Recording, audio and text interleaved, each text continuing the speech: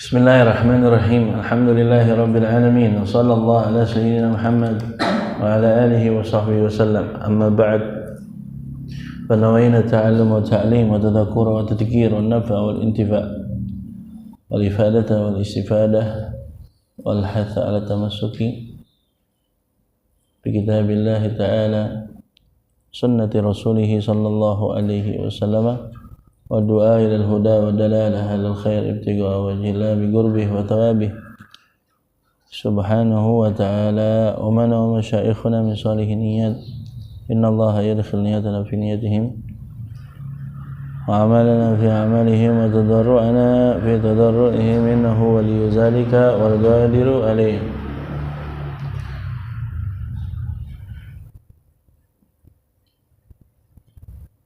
Bismillahirrahmanirrahim.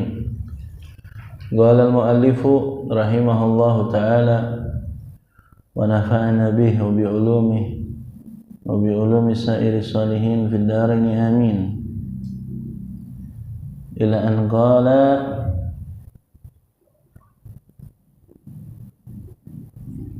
faslun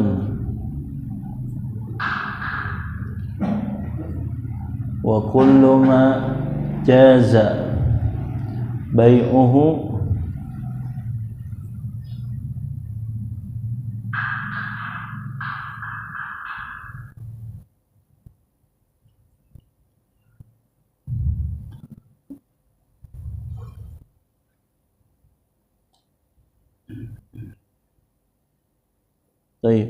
wa kullu ma jaza bai'uhu jaza rahnuhu fid duyun idza istagharra thubutuha fid dhimmah walirrahini ar-ruju'u fihi ma lam yaqbidhu wa la yadmanuhu al-murtahinu illa bita'addi wa idza qabada ba'd al-haqqi lam yakhruj shay'un min ar-rahni hatta yaqdiya jami'ahu. Bismillahirrahmanirrahim. Kita sampai pembahasan tentang rohan. Rohan itu gadai. Apa? Gadai. Tahu gadai kan? Dasarnya minjem duit, cuman ada barang sebagai jaminan. Barang digadein supaya tuh duit bisa keluar. Dasarnya agar supaya ketika sudah sampai batas waktu tempo ditagih itu dia kagak bisa, maka barang gadaiannya dijual. Ketika dijual, lakunya berapa? Kalau lebih dari harga, kalau harganya lebih, nilainya itu daripada nilai uangnya yang dipinjam, maka dibalikin senilai uang yang dipinjam, kemudian sisanya dikembalikan kepada yang menggadai. Jadi fungsinya begitu. Jadi gadai itu supaya ada bahan untuk pertanggungjawaban. Suatu ketika udah jatuh tempo, ditagih nggak mau, ya udah kesepakatan di dalam gadai, maka barang itu boleh dijual. Ntar kalau harganya pas, ya udah nggak usah pakai dibalikin lagi. Maka uangnya dari hasil penjualan barang gadaian itu buat orang yang ngutangin. Itu fungsinya seperti itu. Jadi surahnya si Z ini ada Z sama Amr. Zaid ini punya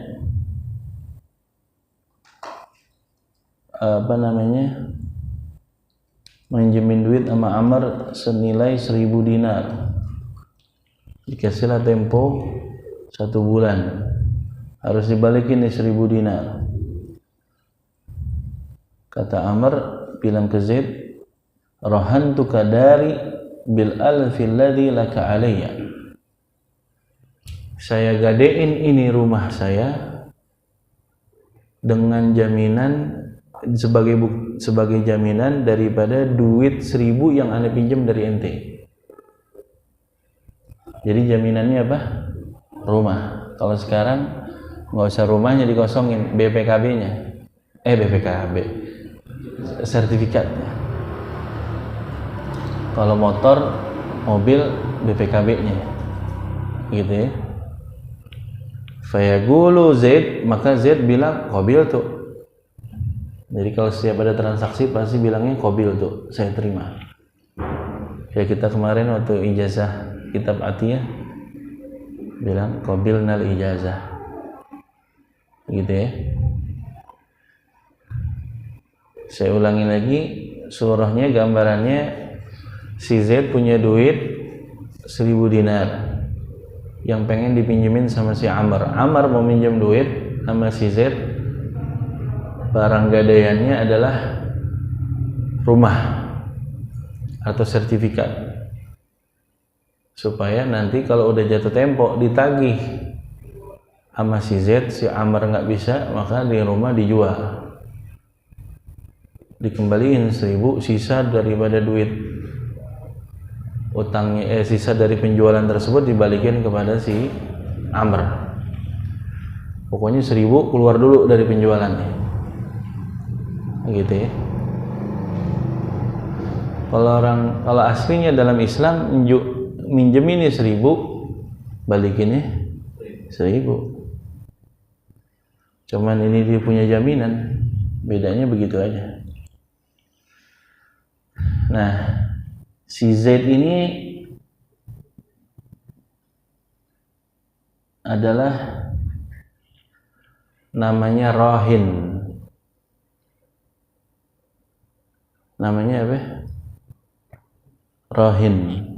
Orang yang meminjamkan uang itu namanya Rahin. Kalau Amr yang minjem duit namanya Murtahin. Namanya apa?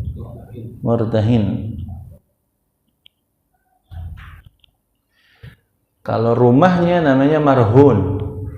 Barang yang digade namanya marhun. Sertifikat rumah, BPKB, motor, gitu ya. Kalau ada daerah sono noh, BPKB lain, motor digadein juga lain, bukan main tuh. Dua-duanya sekolah, BPKB-nya sekolah, motornya, begitu ya.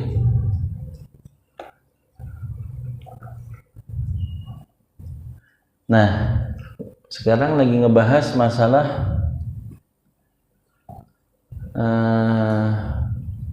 rohannya, gadainya. Wa kullu ma jaza bai'uhu jaza rahnu. Setiap barang yang sah, yang punya nilai untuk dijual, maka barang itu juga sah untuk dijadikan barang gadaian. Jadi marhun boleh. Contoh misalnya, ente punya HP. Nih HP ada nilainya nggak? Ada kalau dijual. Biar kata second juga ada nilainya, walaupun nilainya nggak seperti baru. Nah, berarti karena ini bisa dijual, ada nilainya, bisa juga untuk dijadikan barang gadaian. Makanya barang gadaian ini nilainya minimal sama atau lebih daripada utang yang dipinjam. Kalau minjem duit 100 juta pakai BPKB motor Astrea Grand tahun 90, kagak bisa. Nah, kalau dijual sisanya masih banyak banget bang, dijual 1 juta palingan laku. 99 jutanya bayar pakai apaan? Jadi minimal dia sama nilainya. Jadi kalau mau minjemin duit 100 juta, minimal barang gadaiannya ya rumah, ya mobil, menilainya masih 100 juta atau lebih. Gitu ya. Wa kullu ma jaza bai'uhu jaza rahnu. Setiap barang yang sah untuk dijual, sah barang tersebut untuk dijadikan barang gadaian. Fid duyun, sebagai utang.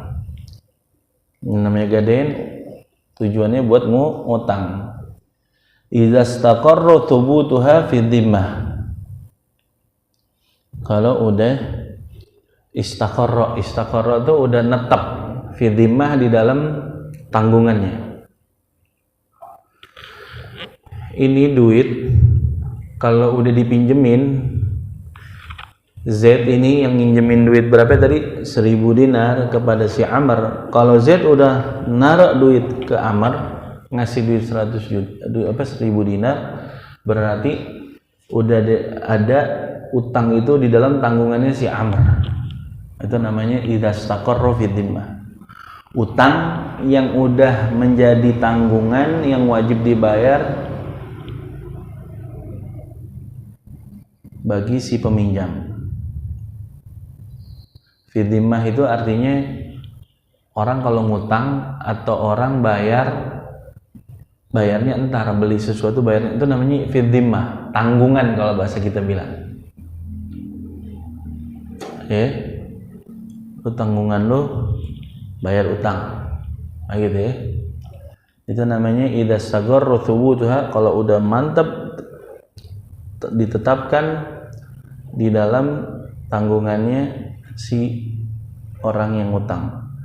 Walirahin ar-ruju' fihi ma lam yaqbidhu. Bagi rahin tadi siapa? Rahin siapa tadi?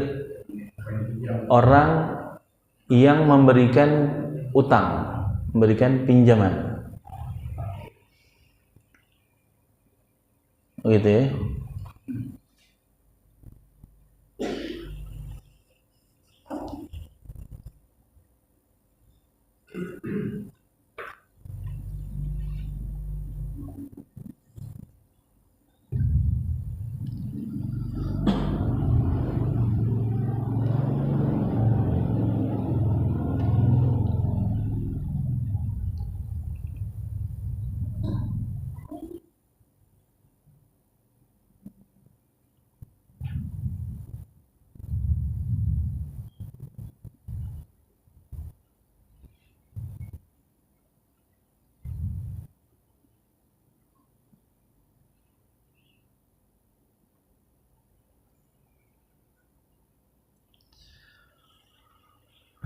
Walirahini ar-ruju'u fihi ma lam yakbidhu.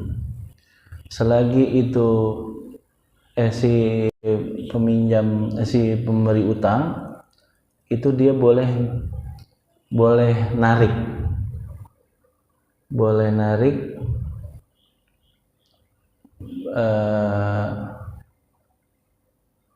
narik duit pinjamannya selagi belum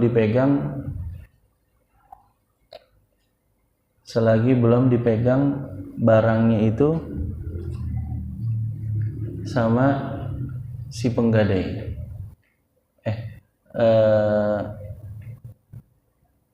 Selagi duitnya belum dipegang sama si penggadai.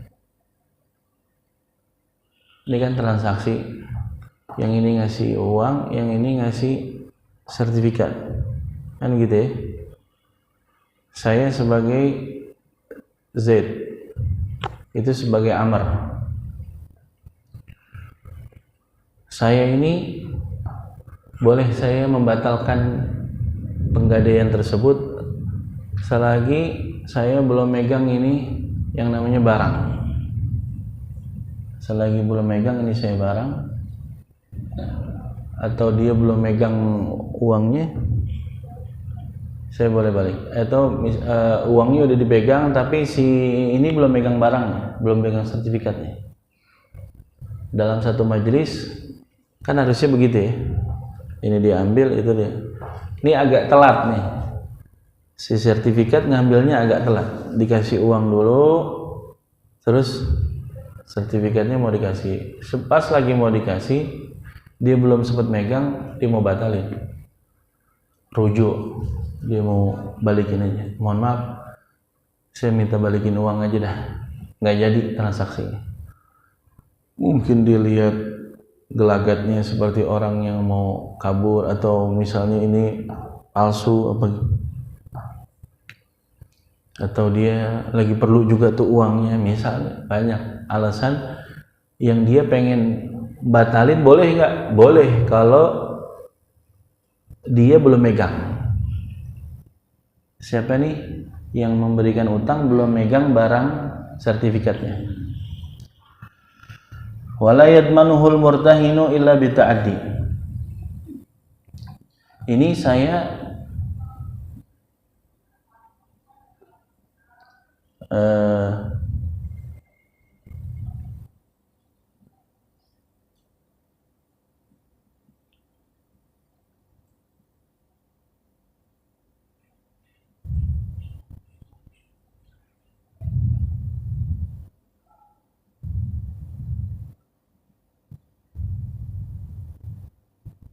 terbalik. Yang peminjam uang itu namanya rohin. Yang ngasih utang namanya murtahin. Terbalik, mohon maaf. Murtahin tadi siapa? Si Z nih. Yang rohin siapa? Amr. Yang punya duit siapa? Yang punya uang si Z. Murtahin si Z. Yang punya rumah tadi sertifikat siapa? Ya, rohin atau si Amr tadi. Nah, si rohin ini, si peminjam ini, dia boleh minta rujuk.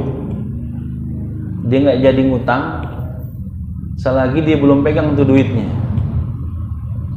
Kebalik, kalau tadi belum megang sertifikatnya, ini belum megang duitnya, gitu ya. Dia bisa batalin nggak jadi minjem selagi dia belum megang duitnya. Udah dikasih barangnya sama si rohin, si peminjam uang ini belum megang duitnya, gitu ya. Maka selagi belum dipegang ini, maka bisa dirujuk. Atau sebaliknya, dia belum megang juga bisa rujuk. Pokoknya salah satu di antara keduanya ini belum ada yang megang, membatalkan bisa. Makanya kalau transaksi harus dalam satu majelis yang sama, jangan sampai ada jeda sedikit pun. Gitu ya. Yang ini ngasih fulus, yang ini ngasih barang. Begitu ya. Benar itu kalau yang transaksi model kayak makan bayar dulu di kasir terus kemudian habis itu dia makan. Biar benar-benar sesuai dia makan udah dibayar. Umumnya kan kita makan dulu ntar baru bayar gitu ya. Jadi bagusnya tuh kita bayar dulu baru makan. Wala yadmanuhul murtahinu. Terus si Z ini namanya murtahin. Barangnya dipegang sama dia, sertifikatnya dipegang sama dia, motornya dipegang sama dia, ya kan? Ini motor menjadi tanggung jawab yang megang gadean tadi. Si yang minjemin uang ini motor ditanggung sama dia, jaminannya. Tuh motor rusak, ntar motor misalnya kalau kecelakaan gitu ya, tuh motor misalnya pas dibalikin bannya kurang atuh, lah motor kurang atuh. Untuk minjemin kan ada bannya 2. Contoh misalnya yang kelihatan banget gitu ya. Ini kalau misalnya barang waktu dipinjemin, waktu dijadiin gadai, ini motor lengkap, pas dibalikin bita'addi, emang sengaja deh. Tuh motor nabrak, tuh motor sampai rusak. Ini yang nanggung siapa? Yang nanggung yang minjemin uang, yang dipegang sama dia. Paham ya? Makanya dia punya keuntungan. Gading ini kenapa dia minjemin 1.000 ngulanginnya 1.000? Karena dia punya keuntungan untuk memakai daripada barang gadaian tersebut. Tapi kalau ada yang rusak, bit'addi yang sengaja, yang datangnya dari dia, dari siapa itu? Dari si Z, dari si murtahin, maka murtahin ini atau si Z ini, si yang minjemin uang ini wajib gantiin senilai yang tadinya kurang, gitu ya. Apa nih kurangnya nih? Oh, motornya mati, yaudah masukin bengkel sampai hidup, ntar biaya bengkelnya ditanggung sama yang minjemin uang itu. Paham tuh ya? Jadi sebagaimana dulu dipinjeminnya A, maka jadinya A, nggak boleh jadi ada kurang tuh A-nya. Terus wa idza ghabadha ba'dal haqqi lam yakhruj syai'un minar rahni hatta yaqdiya jami'ahu. Kalau dia udah, si Z ini udah nerima sebagian utangnya. Ba'dul haq tuh, hak di sini artinya dain. Hak artinya dain. Kalau udah nerima sebagian utang, udah dibayar nih kan 1.000, baru dipulangin 500. Lam yakhruj syai'un minar rahni. Enggak boleh dikeluarin tuh barang gadaiannya dipulangin, enggak. Belum boleh. Kapan? Kalau udah semuanya, hatta yaqdiya jami'ahu, sampai dia bayar semua utang. 500-nya lagi udah dibayar, yang kedua sampai lengkap 1.000 baru dibalikin tuh sertifikat rumahnya. Begitu ya. Ya kan kayak gitu kan kita kalau gade kapan dibalikinnya? Kalau udah benar-benar lunas. Kalau masih kurang 1.000 perak belum dikeluarin. Jadi itu namanya rahan, namanya gadean. Baik.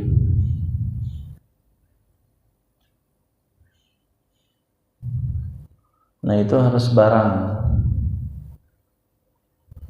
namanya barang gadean itu punya sendiri, bukan boleh nyolong. Namanya boleh nyolong kan kagak boleh dimiliki, apalagi buat jadi bahan untuk diutangin. Kan ada tuh konsep apa, cuci uang ya, apa ya, maksudnya itu supaya ngalihin gitu ya. Jadi banyak modus pencurian,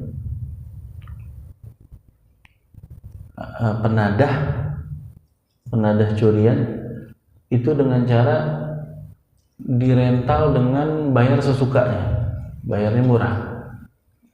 Padahal tuh barang yang dirental apa? Nyuri. Nih gue punya mobil mau dirental, lu mau nyewa nggak? Tapi apa nggak ada SNK-nya, nggak ada BPKB-nya. Cuman kalau lu bawa mobilnya aman sih, insya Allah nggak ketangkep dah. Gitu ya. Berapa? Biasanya kan gope, nah lu 2,5 dah. Gitu ya. Dia udah dapet untung 2,5 nggak pakai beli, emang dia nyolong. Nanti itu nggak boleh tuh. Terus nggak boleh juga minjem, barang pinjeman dijadiin gadean, nggak boleh. Gue minjem motor lu ya, pakai barang seminggu, mau kemana lo? Sono. Jatuhnya tuh dijadiin bahan buat minjem duit lagi. Jadi minjem duit supaya nggak modal, bagaimana? Minjem barang temennya dijadiin, dan dia yakin tuh minggu depan dia bakal punya duit untuk bayar tuh utang. Cuman kan jadi barang gadeannya punya siapa? Punya orang, nggak boleh. Begitu ya. Makanya kudu jelas, di akadnya kudu jelas. Ente mau sewa, oke? Sewa. Untuk apa nih sewanya? Untuk dipakai. Yang pakai siapa? Anda. Oh berarti yang pakai ente. Oke, diserahin. Entah itu sewanya mobil, sewanya lahan, begitu ya. Berapa? Setahun. Ayo silakan. Duit transaksi setahun. Ini akadnya sewa ente yang pakai, tapi nggak tahunya yang pakai orang lain. Disewain lagi pak, di up Dia cuma dapat selisihnya tuh. Nyewa sama dia setahun, misal setahun 100 juta misalnya begitu ya, dia sewa sama dia 150 juta, untung 50 juta. Mobil bukan punya dia, lahan bukan punya dia, tapi gua dapat selisih 50 juta. Boleh nggak kayak begitu? Nggak boleh, kecuali memang dia ingin udah ngasih tahu kepada si yang make bukan saya tapi teman saya gitu ya, dan saya akan ini lagi, oh jadi bapak minta sama saya berapa harga sewanya, ntar saya kasih tahu sama dia, saya tinggal ngambil selisih nih pak. Oh kata dia nggak apa-apa deh, yang penting gue laku deh, emang gue lagi nyari nyewa, pokoknya dari gue 100 juta. Ya udah, kalau diserahin begitu boleh, tapi kalau tahu nggak nutupin, seolah-olah dia yang pakai, seolah-olah dia yang minjem, seolah-olah dia yang nyewa, nggak taunya bukan dia yang sewa, dibikin akad baru lagi sama yang lain, disewain, harganya lebih tinggi dari dia nyewa amanya. Boleh nggak tuh kayak begitu? Nggak boleh, harus jelas dulu, kecuali ente jadi marketingnya dia, nanti ya, marketingnya dia. Bapak mau jual tanah atau bapak mau sewa tanah, saya cariin berapa dari bapak, ntar saya kasih harganya sama dia, saya kasih selisihnya, jadi saya nggak ngambil dari bapak. Boleh nggak ya Bu? Boleh, itu namanya jadi marketingnya.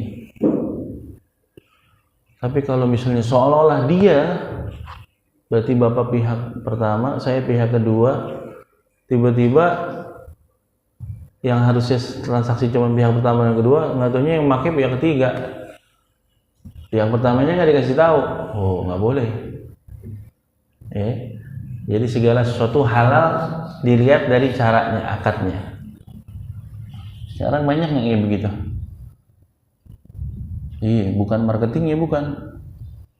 Oh dia jual nih, telepon.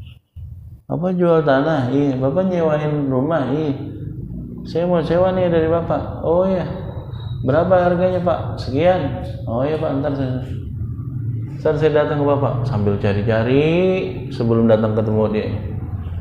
Lu mau nyewa rumah nggak? Lu mau nyewa lahan nggak? Bapak, ntar tunggu ya, ntar gua kasih tahu. Gitu. Dia nggak modal apa-apa, cuman ngubungin A sama B.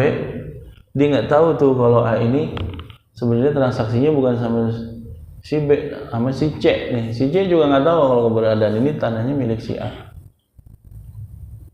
Akhirnya dapatlah selisih tuh. Bilang ini dapat 100 juta, bentar pak, saya transfer duitnya. Bilang ada noh, 150 juta mau nggak? Oh bilangnya 150. Oh ini mau, ini lokasi ini. Oh iya. Akhirnya jadi tuh transaksi. Cuman duitnya syubhat, duitnya kecampur antara halal dengan yang haram, nggak boleh. Kalau mau jadi broker sekalian adalah wakil daripada penjual atau wakil daripada pembeli, begitu ya, itu baru sah. Tapi kalau misalnya dia seolah-olah dia pura-pura jadi pembeli atau jadi penyewa, tapi nggak taunya dia ntar akan sewain lagi kepada orang tanpa sepengetahuan yang A, nggak sah, gitu ya. Wallahu a'lam. Sampai di sini ada yang menanya?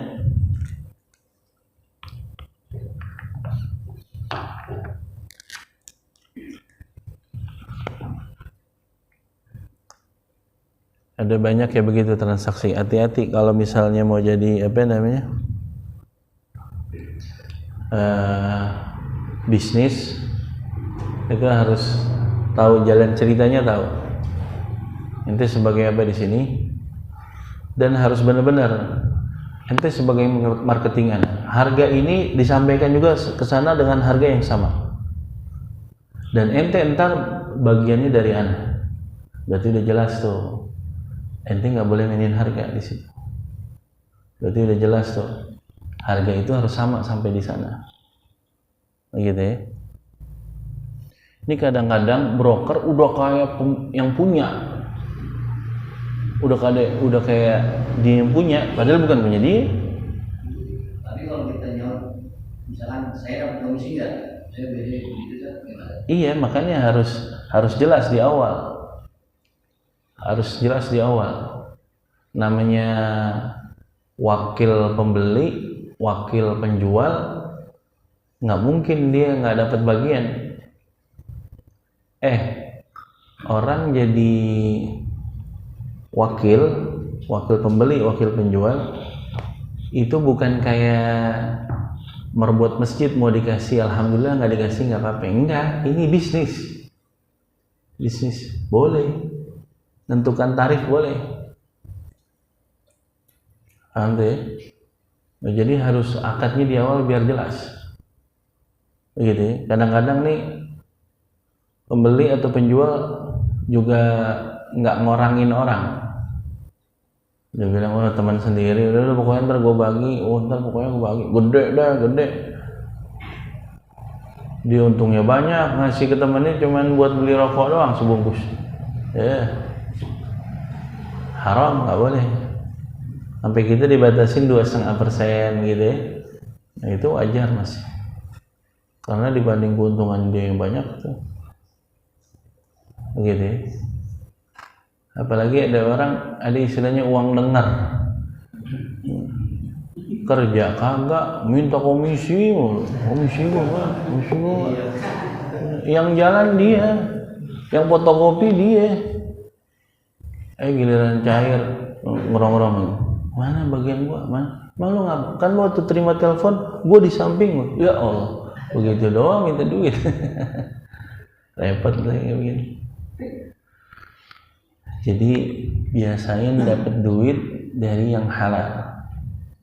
Kalau udah benar, akadnya benar, ente sebagai wakil daripada pembeli, wakil dari penjual, bagaimana konsepnya? Mau jual putus tuh artinya dapat duit harga dari dia, ntar dia minta izin untuk up harganya. Pokoknya ente tahunya jadi nih harganya segini dari ini. Itu namanya putus. Nah, ada lagi konsepnya enggak, emang benar-benar penyambung. Supaya jadi ini penyambung, jadi wakil pembeli sama wakil penjual ketemu begitu ya, masing-masing semuanya nih ditentukan harganya dan ditentukan komisinya. Begitu ya. Benar-benar enggak mainin harga dia. Ntar ketika transaksi udah jadi, dia dapat di sini, minta komisinya, dia dapat komisinya sendiri. Jangan sekali-kali merubah bagaimana? Kata pembelinya, ini gue minta ntar belinya segini dari lu ya, dari dia segini. Benar-benar gue mintanya dari penjual misalnya mintanya sekian, dan nanti ntar aneh bagi gitu. Ini enggak dimainin harganya di sono. Paham ya? Akhirnya harganya di up sama dia, bilang itu katanya dari sono, saya mana nambahin. Padahal dia udah dibilangin jangan ditambahin, itu emang harga dari saya. Kanan kiri oke, itu namanya. Dari sono dapat, dari sini dapat. Biasain kalau bisnis bukan gede kecilnya, tapi sesuai sama syariat apa enggak, sesuai sama akad apa enggak. Komit harus begitu ya. Karena yang menjadi halal atau enggak halal adalah cara akadnya. Begitu ya. Makanya harus benar akadnya. Jangan sampai masuk duit syubhat, apalagi haram. Begitu ya. Wallahu a'lam. Ada lagi yang mau nanya?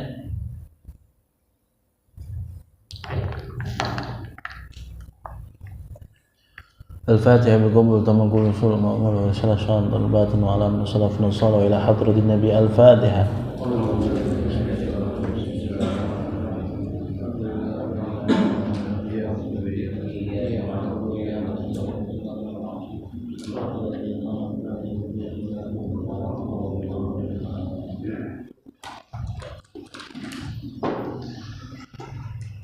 يا ربنا اعترفنا بأننا اقترفنا وأننا أسرفنا على الأشرف فتب علينا توبة تغسل حوبة واستر لنا العورات وحامل الرواتب واغفر لوالدنا ربي